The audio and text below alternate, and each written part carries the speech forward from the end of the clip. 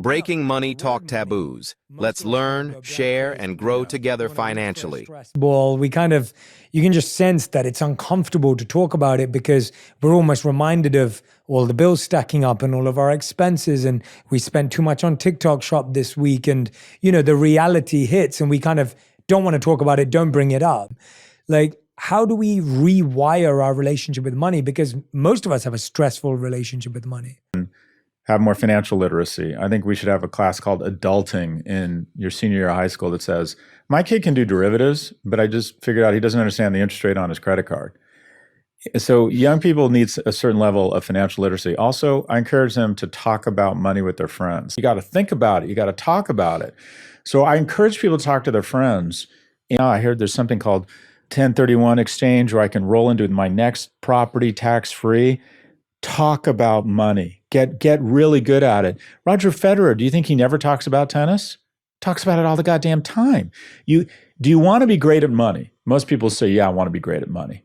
Is anybody great at anything? If I wanted to be an amazing evolutionary anthropologist, would I never talk about it? Would I never bring it up in conversation?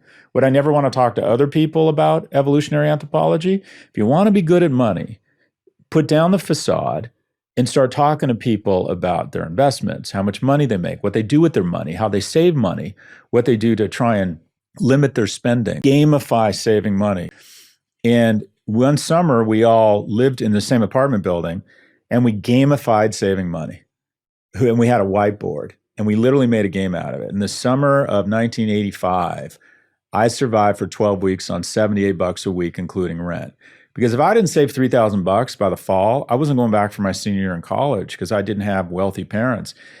And if you can gamify saving money with a partner, especially a romantic partner that you can be totally transparent with, can we save $5,000 or $7,000 this year together? And it's going to be $8,000 next year, and then it's going to be $9,000. But going back to your original question, talk about it, understand it. If you want to be good at it, you got to get literate at it. And you want to bring it up with your friends, and you're going to start learning. I spend 4 hours a week probably talking to other people about my economic well-being. You're the average of your 5 friends.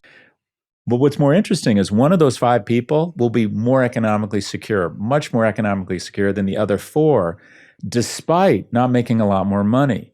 You want to know those behaviors and those characteristics, and you want to model that person. But this is something we all need to be more open about. I've been broke twice in my 40s. So I think being a little bit more vulnerable, being open about it, and getting tips and, kind of rules of the road from other people. Talk about it.